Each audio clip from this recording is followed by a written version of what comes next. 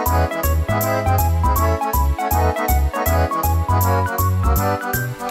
welcome to ToyMatt, channel we take vintage toys, compare them to their modern reproduction or counterparts. Today, we're having Wookiee wackiness! So we're going to be comparing Chewbacca action figures throughout the years. First off, we have the 1978 Star Wars Kenner Chewbacca, part of the original Star Wars line. And then we have from 2017, Chewbacca from the Last Jedi movie. And then Chewbacca from the Solo movie. And of course, a good friend of the show, special guest, large size Kenner action figure Chewbacca. So let's go through these one by one, starting off with the 1978 Chewbacca, part of the original line. He comes equipped with his bowcaster, which just slides onto his arm. His hands are not really made for gripping, but it's got this little hook that holds it on his arm pretty well. I think it's a very good reproduction of a bowcaster, especially for that time. While it does not have the crossbar, I think it was very, very well done, especially considering the time. Next, we have Chewbacca from The Last Jedi. He comes with his bowcaster and a little tiny porg. So, let's take a look at Chewbacca. Here he is. No extra articulation in his head, but his head is a separate piece, unlike the vintage Chewbacca. He comes equipped with his bowcaster, and his satchel / bandolier is also a separate piece, which looks pretty good on him. While it's pretty awesome that this Chewbacca comes with a little porg friend, his bowcaster is terrible. It looks good, but in fact, it's 3 different pieces that come apart quite easily, especially when you're trying to put it into his hands. His hands are really, really tiny, and his grip is not, well, it's not really big enough to easily put the bowcaster in his hand.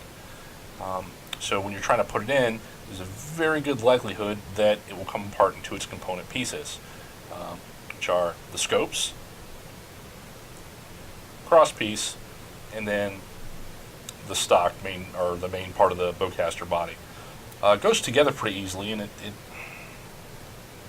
oops, see, it fell out of his hand. It goes together pretty easily. However, again, it's kind of annoying that it comes apart so easily as well, especially with the difficulty of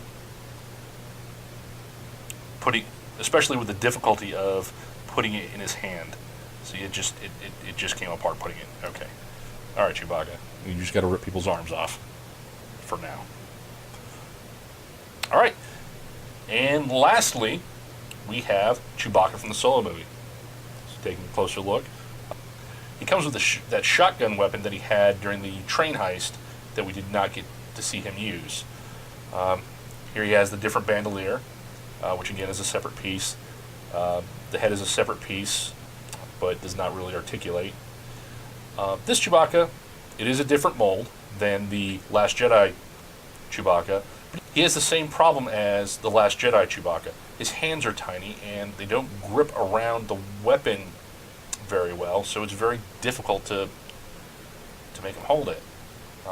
So I've had this one, holding onto it for a while, but yeah, this goes in a lot easier than the bowcaster. But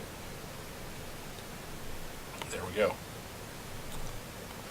Overall, the original Chewbacca was kind of a letdown from the original line because he didn't have any head articulation, and he's just kind of a brown blob.